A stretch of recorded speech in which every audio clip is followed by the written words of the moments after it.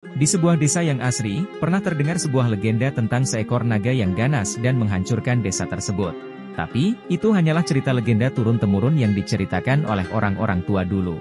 Di suatu tempat, terlihat seekor kelinci yang bernama Bani, sedang duduk beristirahat di depan teras rumahnya. Dulu Bani tinggal bersama kakeknya, tapi 2 bulan yang lalu kakeknya meninggal karena sakit. Dulu kakeknya sering bercerita tentang legenda sang naga, dan cerita itu Bani anggap hanya sebagai cerita penghantar tidur.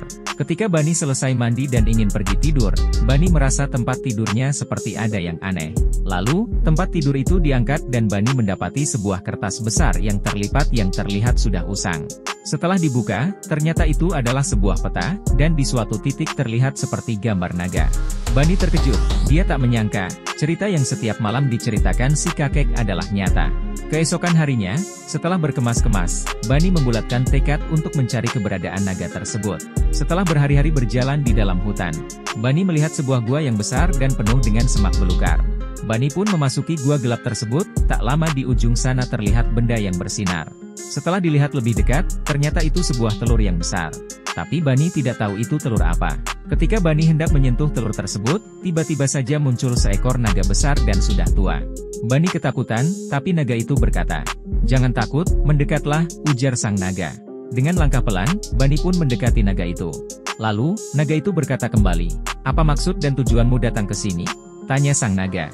Lalu Bani pun bercerita tentang dia mendapatkan peta dari lemari si kakek, dan menanyakan kebenaran cerita yang sering diceritakan kakeknya dan di desanya. Naga itu pun tertawa mendengar cerita Bani, lalu dia pun menceritakan cerita yang sebenarnya. Dahulu, pernah datang seorang laki-laki dan mencuri telurku, dan telur itu dibawanya ke desa yang ada di luar hutan ini. Lalu, ketika aku tersadar bahwa telurku hilang, aku pun mencarinya. Dan kulihat seorang laki-laki sedang berlari di keramaian desa sedang membawa YG telurku. Dengan rasa marah, lalu kuhancurkan desa itu dengan semburan apiku. Setelah telurku dapatkan, desa itu pun kutinggalkan dengan api yang membakar seluruh desa itu. Aku hanya ingin melindungi telur terakhirku, ujar sang naga dengan panjang lebar. Mendengar cerita sang naga, baru Bani mengerti. Ternyata cerita-cerita yang selama ini didengarnya adalah salah. Lalu, Bani pun berjanji kepada sang naga. Dia akan merawat sampai telur itu menetas dan dia akan datang ke gua itu seminggu sekali. Setelah beberapa waktu berlalu, telur itu pun menetas dan terlihat naga kecil keluar dari telur itu. Semenjak hari itu, Bani pun bersahabat dengan naga kecil itu. Jangan lupa komen, like dan subscribe ya.